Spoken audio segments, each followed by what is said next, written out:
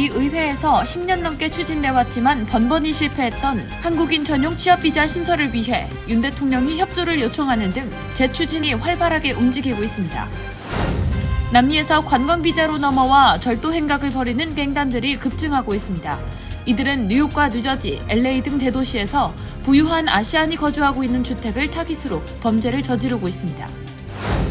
메트로폴리탄 교통공사가 스쿨버스와 메가버스 등 각종 버스들을 교통혼잡료 면제 대상에 포함시켰습니다.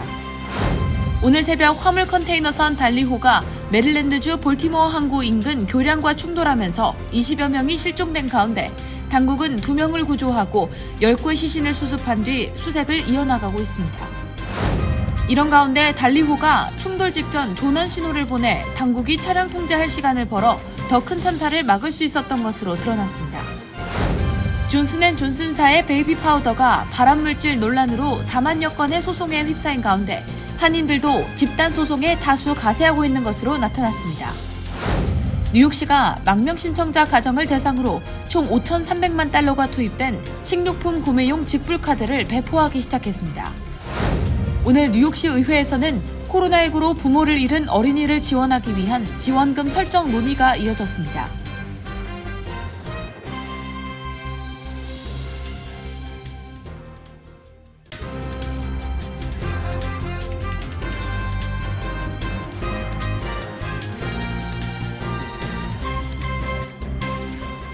여러분 안녕하십니까? KBTV 뉴스9 이창원입니다.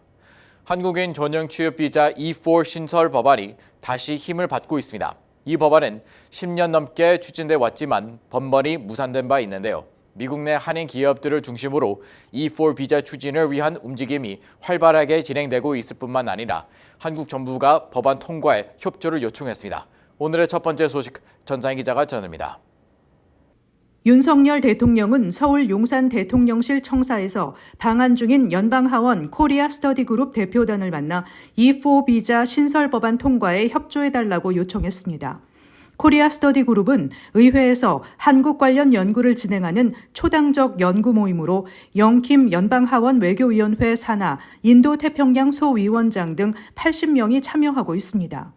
윤 대통령은 이 자리에서 양국 기업들의 활발한 투자를 비롯한 경제 협력이 미래 성장 동력의 발판이 된다며 우리 전문 인력과 청년들이 미국에 원활히 진출할 수 있도록 E4 비자 신설 법안 통과를 위한 협조를 요청한다고 밝혔습니다. 현재 연방의회에는 관련 법안이 하원과 상원에 각각 발의돼 있습니다. 전문 교육을 받고 관련 기술을 보유한 한국 국적자에 연간 최대 15,000개의 전문직 취업 비자를 발급하도록 하는 내용입니다. E4 비자 신설 법안은 2013년부터 매 회기 발의됐지만 의회 문턱을 넘기지 못하고 폐기됐을 뿐 아니라 공동 발의자는 점점 줄고 있지만 한인사회에서는 지금이야말로 E4 비자가 절실하다고 입을 모으고 있습니다. 전문직 취업 H-1B 비자 당첨 확률은 희박해졌는데 기업들의 미국 내 투자가 늘어 한인 인력 수요는 크다는 것입니다. 미주 한인 상공회의소 총연합회, 뉴욕 한인회, 뉴욕 한인 경제인협회 등은 E4 비자 신설 법안 통과 촉구 서명 페이지도 개설했습니다. E4 비자 필요성을 요청하는 목소리가 나오자 정치인들도 다시 관심을 갖기 시작해 그레이스 맥 연방 하원 의원의 경우 지난 19일 뒤늦게 공동 발의자로 참여했습니다. 작년 말 25명 수준이던 공동 발의자는 현재 30명으로 늘었습니다. 법안에 관해 설명을 들은 탐스 오지 연방 하원 의원도 법안의 필요성에 대해 공감한다며 어떤 이유로 FTA 체결 당시 E4 비자 내용이 빠지게 됐는지 경위부터 알아보겠다고 전했습니다. 캐나다, 멕시코, 싱가포르, 칠레, 호주 등 미국과 자유무역 협정 FTA를 체결한 국가들은 이미 이 혜택을 받고 있습니다. KBTV 뉴스 전상입니다. 남미에서 관광 비자로 미국을 넘어와 절도 행각을 벌이는 범죄자들이 급증하고 있습니다. 수사 당국은 일명 범죄 관광객으로 불리는 강도 일당이 뉴욕과 뉴저지, LA 내 부유한 아시안이 거주하는 주택을 타겟으로 조직적으로 강도 행각을 이어오고 있다며 각별한 주의를 당부했습니다. 자세한 소식 기러민 기자가 전해드립니다.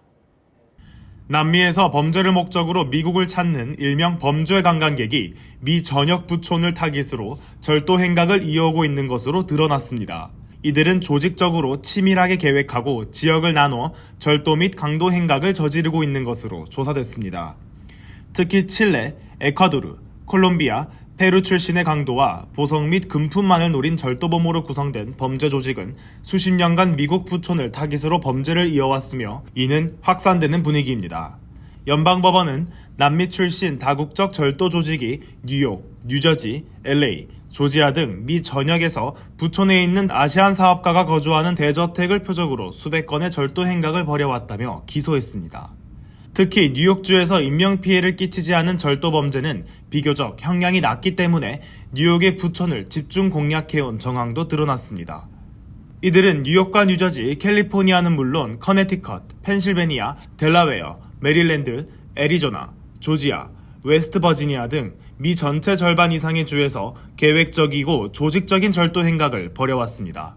아시안 사업가가 많은 LA 지역에서 올 들어서만 1000건 이상의 주택 절도를 벌였으며 작년에는 특정 부촌에서만 94건이 넘는 절도 범죄를 일으킨 것으로 조사됐습니다.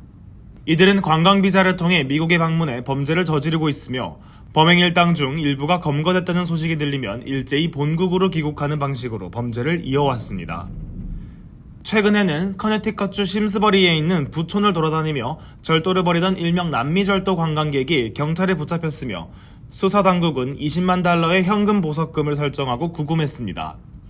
칠레 출신의 주택절도범 4명은 작년 인디애나 해밀턴 카운티에 위치한 주택에서 보석과 함께 25만 달러치 금품을 훔치다가 체포돼 구금됐습니다. 용의자 가운데 한 명은 징역 2년형을 선고받은 뒤 미시간주로 이송될 예정으로 그곳에서도 또 다른 절도 범죄에 대한 재판을 받고 있습니다.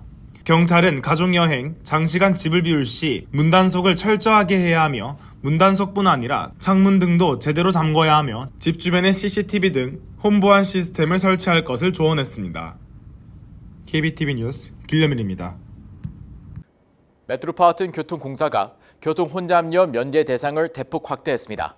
MTA는 스쿨버스는 물론 메가버스 등 민간에서 운영하는 버스도 포함해 각종 버스에 대해 교통 혼잡료를 부과하지 않기로 했습니다. 전상 기자의 보도입니다. 메트로폴리탄 교통공사는 각종 버스에 대해 교통 혼잡료를 부과하지 않기로 했다고 밝혔습니다. 공립학교 스쿨버스와 차터학교, 사립학교, 통학버스와 메가버스, 그레이하운드, 햄튼 지트니 등 대중이 이용할 수 있고 정기적으로 운행하는 버스들도 요금을 면제받습니다. 앞서 MTA는 쓰레기 수거 차량과 소방차 등 시정부가 운영하는 일부 차량에 대해 교통 혼잡료를 면제하기로 했는데 대상을 대폭 확대한 것입니다. 각종 점검을 위해 이동하는 시정부 차량 또한 면제돼 이를 통해 정부 소유 차량 약 2만 6천 대가 추가로 교통 혼잡료에서 면제됩니다. 개별 기업의 통근 셔틀과 같이 대중이 이용할 수 없는 버스는 면제되지 않으며 비정기적으로 운행하는 전세 버스도 면제 대상이 아닙니다. 출퇴근을 위해 개인 차량을 이용하는 공무원에 대해서는 면제 여부를 밝히지 않았습니다. 소방노조 등은 각종 장비를 들고 대중교통으로 이동하는 것이 불가능하다며 개인 차량에 대해 면제를 요구하고 있습니다. MTA 이사회는 내일 교통 혼잡료 시행에 대한 최종 투표를 진행할 예정이며 이사회를 통과하면 6월부터 시행할 전망입니다. 다만 시행이 미뤄질 가능성도 남아 있습니다. 뉴저지주와 뉴욕시 교사 노조 등은 교통 혼잡료의 환경 영향 평가 등이 잘못됐다며 관련 절차를 중지해야 한다는 소송을 제기한 상태입니다. KBTV 뉴스 전상입니다. 오늘 새벽 화물 컨테이너선 달리호가 메릴랜드주 볼티모어 항구 인근 프란시스카 키 다리와 충돌하면서 다리 붕괴 사고가 발생한 가운데 당국은 20명의 실종자 중 2명을 구조하고 19의 시신을 수습했습니다. 수세 상황에 따라 숫자는 변할 수 있는 상황입니다. 김은지 기자의 보도입니다. 웨스무어 메릴랜드 주지사는 다리 붕괴와 관련해 비상사태를 선포했습니다. 케빈 카트라이트 볼티모어 소방서장은 사고 선박이 볼티모어 항을 출항해 나가는 중이었으며 충돌 당시 다리 위에는 대형 트레일러 트럭을 포함해 차량 여러 대가 있었다고 밝혔습니다. 이번 교량 붕괴 사고로 최대 20명이 페타스코 강에 빠진 것으로 추정됩니다. 이 중 2명이 구조됐으며 10여 명의 시신을 찾았고 나머지 실종자를 찾기 위한 수색 작업을 벌이고 있습니다. 카트라이트 서장은 오전 1시 30분경 시야가 제한된 상황에서 사고가 발생했다며 기온이 영하 1도 정도 된다고 밝혔습니다. 리처드 윌리 볼티모어 경찰국장은 사고가 고의로 일어났다는 테러 징후는 전혀 없다고 말했습니다. 사고를 낸 컨테이너선은 싱가포르 선적의 달리호로 이날 오전 1시경 볼티모어 항에서 출항했으며 파나마 운하를 경유해 스리랑카 콜롬보로 갈 예정이었습니다. 현대중공업이 2015년 건조한 이 선박은 3만 2천 톤 무게의 290m 크기로 컨테이너 약 9,700개를 실어 나를 수 있습니다. 선주 그레이스 오션은 성명에서 도선사 2명을 포함해 해당 선박에 탄 승무원들은 모두 무사하며 충돌 원인을 밝히는데 당국과 협력하겠다고 밝혔습니다. 이 사고로 볼티모어 항을 오가는 선박 통행도 중단됐습니다. 블룸버그는 미국 동부 주요 항구인 볼티모어 항에서 선박과 고속도로 운송 모두가 끊기면서 큰 혼란이 초래될 것으로 보인다고 전했습니다. KBTV 뉴스 김은지입니다. 이런 가운데 화물 컨테이너선 달리호가 충돌 직전 조난 신호인 메이데이커를 보냈던 것으로 드러났습니다. 조난 신호를 접수한 당국은 즉각 차량 통행을 통제하면서 더 큰 참사로 이어지는 것을 막을 수 있었다는 지적입니다. 계속해서 김은지 기자입니다. CNN은 충돌 약 4분 전부터 달리호 선박의 불이 꺼졌다 켜졌다를 반복하더니 교각으로 방향을 틀어 충돌했다고 보도했습니다. 웨스무어 메릴랜드 주지사는 이날 달리호가 충돌 직전 조난 신호를 보냈고 이 때문에 당국자들이 사고 직전 교량의 양쪽 끝에서 차량을 통제할 시간을 확보할 수 있었다고 밝혔습니다. 차량이 통제되지 않았다면 인명피해가 확산될 뻔했다는 것입니다. We advised the entire bridge, the entire key bridge in the harbor. I advised to hold all traffic from coming to the bridge. 무어 주지사는 조난 신호가 왔을 때 교량을 통제한 당국자들에게 감사하고 이들이 영웅이다라며 이들이 지난밤 생명을 구했다고 말했습니다. 한편 무너진 다리 현장은 수심이 12m에서 15m에 달하고 조류도 강해 구조 작업에 어려움을 겪고 있습니다. 구조당국은 드론, 적외선 카메라, 소나 등 첨단 장비를 투입해 실종자들을 찾고 있다고 전했습니다. 조 바이든 대통령은 오늘 백악관에서 참모들로부터 브리핑을 받은 뒤 긴급 연설을 갖고 지역 당국은 다리가 붕괴되기 전 다리를 폐쇄할 수 있었고 의심의 여지 없이 많은 생명을 구했다며 종자 및 가족들에게 애도를 표한다고 했습니다. 이어 이 비상 상황에서 대응하는 과정에서 필요한 모든 연방 차원의 지원을 보낼 예정이라며 수색과 구조 작업이 최우선 과제라고 했습니다. The search and rescue operation is our top priority. Ship traffic in the Port of Baltimore has been suspended until further notice. We're going to send all the federal resources they need as we respond to this emergency. And I mean all the federal resources. And we're going to rebuild that port together. Everything so far indicates that this was a terrible accident. At this time, we have no other indication, no other reason to believe there's any intentional act here. The Port of Baltimore is one of the nation's largest shipping hubs. It's also the top port in America for both imports and exports of automobiles and light trucks. Around 850,000 vehicles go through that port every single year, and we're going to get it up and running again as soon as possible. 15,000 jobs depend on that port, and we're going to do everything we can to protect those jobs and help those workers. 이어 볼티모어를 직접 방문할 계획이 있느냐는 취재진의 질문에 바이든 대통령은 가능한 빨리 그렇게 하겠다고 답했습니다. KBTV 뉴스 김은지입니다. 존슨앤존슨이 발암 물질로 우려되는 활석 성분을 소재로 한 베이비파로와 화장품 논란이 지속되고 있는 가운데 이 제품을 즐겨 쓰는 한인들도 예외가 아닙니다. 존슨앤존슨은 총 4만여 건의 소송에 휘말려 있는데요. 조사 결과 한인들도 집단 소송에 가세하고 있는 것으로 나타났습니다. 기러민 기자의 보도입니다. 존슨앤존슨은 한인들도 즐겨 사용해온 베이비 파우더의 주 원료로 활석을 사용했습니다. 미주 중앙일보가 입수한 연방법원 소송 자료들에 따르면 메릴랜드 스펜서빌 거주 김모 씨, 플로리다주 피넬라스 카운티 거주 박모 씨, 남가주 리버사이드에 거주하는 김모 씨, 워싱턴주 킹 카운티 거주 문모 씨 등 전국 각지의 한인 여성들이 지난 18일 뉴저지주 연방법원에 성면에 오염된 활석이 들어간 제품으로 인해 건강상의 피해를 입었다며 각각 배심원 재판을 요구하는 소송을 제기했습니다. 존슨앤존슨의 베이비 파우더의 주 원료 활석은 발암물질인 성면 근처에 분포하는 경우가 많아 성면 오염 우려가 제기돼 왔습니다. 일부 소비자들은 성면이 중피종이나 난소상피암을 유발한다고 주장하고 있습니다. 이와 관련해 현재 미 전국에서 4만여 건의 소송이 진행 중입니다. 지난해 7월 캘리포니아주 연방법원에서 열린 재판에서 배심원단은 암환자 앤서니 에르난데스 발데스의 손해배상 청구를 받아들여 존슨앤존슨의 $1,880만 달러 배상을 판결한 바 있습니다. 발데스는 어린 시절 사용한 베이비 파우더로 성면에 노출돼 심장 주변 조직에서 악성 중피종이 진행됐다고 호소했습니다. 배심원단은 발데스의 치료비와 고통에 대한 배상이 필요하다고 결정했습니다. 2018년에도 미주리주 연방법원 배심원단이 여성 피해자 22명의 난소암 발생에 활석 성분이 영향을 끼쳤다며 46억 9천만 달러를 지불하라고 판결했었습니다. 존슨앤존슨 측에서는 베이비 파우더가 바람과는 관련이 없다는 주장을 고수하고 있습니다. 존슨앤존슨은 수만 건에 달하는 집단 소송을 해결하기 위해 지난해 89억 달러의 합의금을 제안한 상태입니다.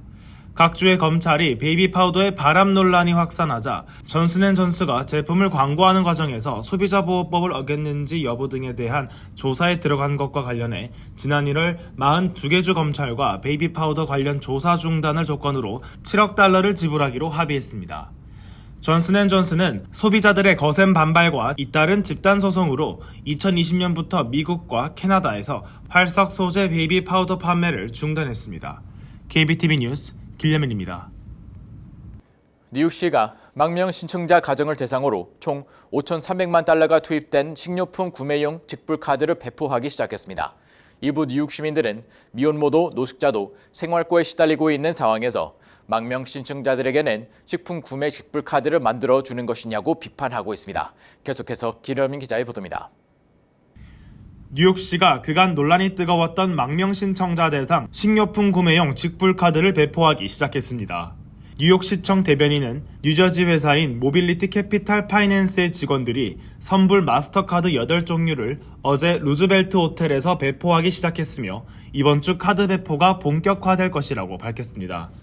향후 망명 신청자 지원 선불 직불 카드는 115개로 확장될 계획입니다.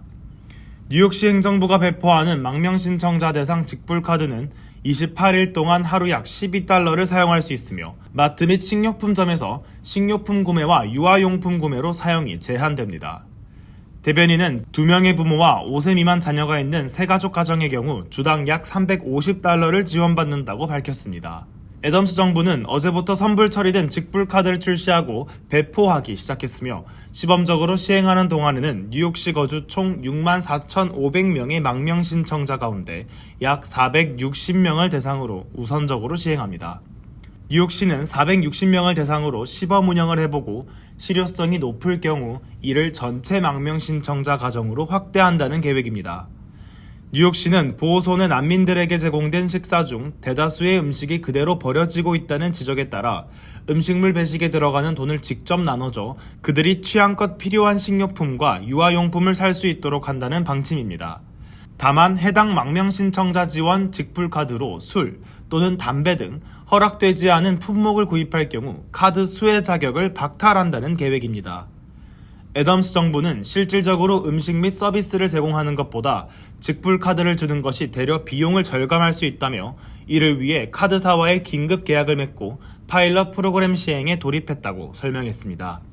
KBTV 뉴스 길레맨입니다. 오늘 뉴욕주 의회에서는 코로나19로 부모를 잃은 어린이를 지원하기 위한 베이비반 설정을 위한 논의가 이어졌습니다. 의원들은 뉴욕주 내에서 팬데믹으로 고아가 된 어린이가 1만 8천 명에 달한다며 이들을 지원할 실질적인 대책이 시급하다고 촉구했습니다. 보도에 박목현 기자입니다. 오늘 뉴욕주 올바니 의회에서 코로나19로 부모를 잃은 어린이들을 지원하고 구제하는 방안에 대한 논의가 이어졌습니다. 뉴욕주 의원들은 팬데믹으로 보호자를 잃은 어린이들을 재정적으로 지원하기 위해 베이비 본드를 발행하고 기금을 지원해야 한다고 촉구했습니다. 자말 베일리 뉴욕주 상원 의원과 카탈리나 크루즈 하원 의원은 코로나19 팬데믹으로 부모를 잃은 어린이들을 주 정부가 적극적으로 지원하지 않는다며 이들의 미래는 밝을 수 없다며 대책 마련을 통해 어린이들이 겪어내야 할 한계와 불평등을 해소해야 한다고 말했습니다. 실제로 뉴욕주 내 코로나19 팬데믹으로 부모 및 보호자를 잃은 어린이는 1만 8천 명에 달하는 것으로 집계됩니다.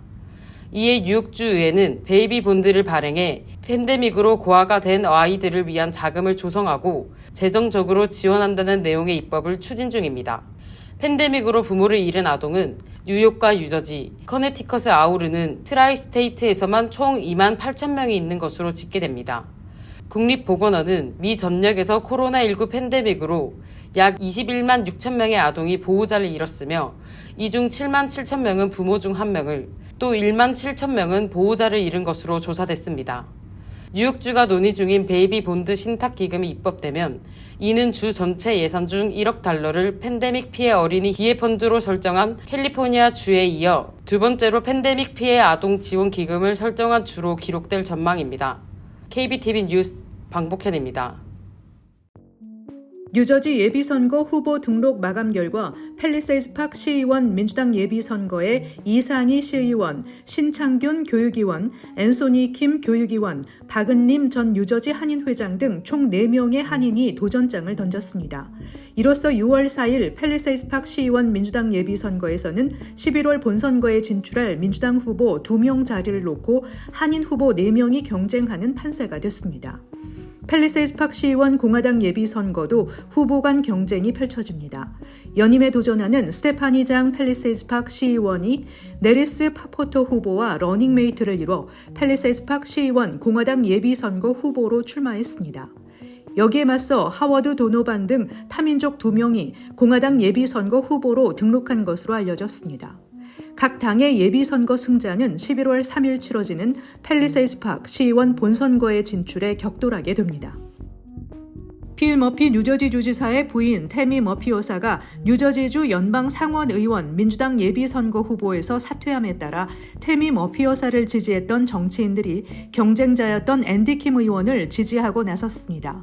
정치인들의 잇따른 선언에 대해 악시오스는 머피 후보는 뉴저지 주류 정치인과 당 수뇌부로부터 전폭적인 지지를 받았음에도 불구하고 김 후보는 경쟁이 치열한 카운티당 전당대회에서 반복적으로 승리했으며 여론조사에서도 꾸준히 선두를 유지해 머피 후보로부터 민주당 예비 경선 승리 가능성이 없음을 판단하게 만들었고 경선 사퇴 결정을 내리도록 했다고 분석했습니다.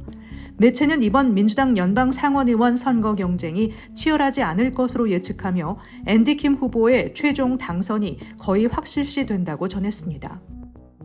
미국에서 낙태권 인정 판례가 폐기된 이후 임신 중절 알약을 구해 먹는 자가 낙태가 급증한 것으로 나타났습니다. 오는 11월 미국 대선을 앞두고 낙태권이 다시 쟁점으로 떠오르는 가운데 연방 대법원은 먹는 낙태약의 판매를 규제해야 할지 심리에 들어가게 됩니다. 지금까지 14개 주가 낙태를 금지했으며 7개 주는 낙태 허용 기간을 24주보다 짧게 규정했습니다. 로데 웨이드 판결 폐기 이전에는 이들을 통해 한 달에 약 1,400명의 여성에게 낙태약이 제공됐지만 폐기 이후 6개월간 월 평균 5,900명으로 급증했습니다. 이런 상황에는 낙태 규제를 피하기 위한 자가 낙태가 영향을 미친 것으로 분석됐습니다. 온라인 업체들은 여성의 병력을 묻지 않고 $39에서 $470의 낙태약을 우편으로 판매해오고 있습니다. 뉴욕시 경찰청은 5일 동안의 일정으로 페어플레이 작전에 돌입한다고 밝혔습니다. 뉴욕시 내 지하철역들에 경찰관 800명을 추가로 투입해 무임승차를 단속하고 수상한 이들을 상대로 불심 검문을 시행하겠다는 것입니다. 뉴욕 경찰은 올 들어 적발된 불법 무기 소지자 20명 중 11명이 지하철에 무임승차하려다 단속된 사례라고 강조했습니다. 뉴욕시 당국은 단속을 대폭 강화했고 올 들어서만 1,700명의 무임승차자가 체포됐습니다. 잠시 후 커뮤니티 브리핑을 전해드립니다.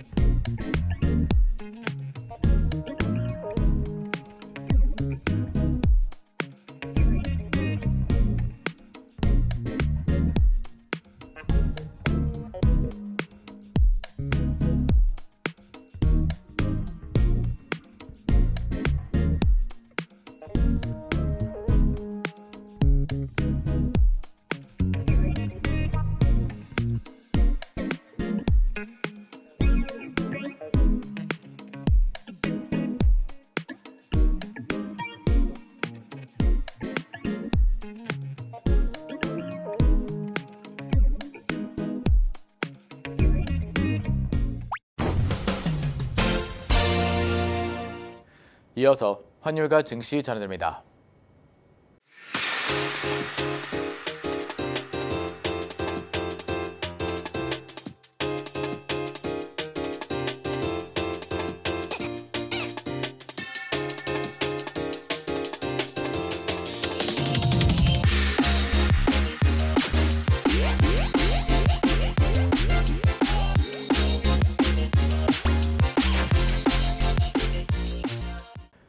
잠시 후 뉴욕과 뉴저지 날씨 전해드립니다.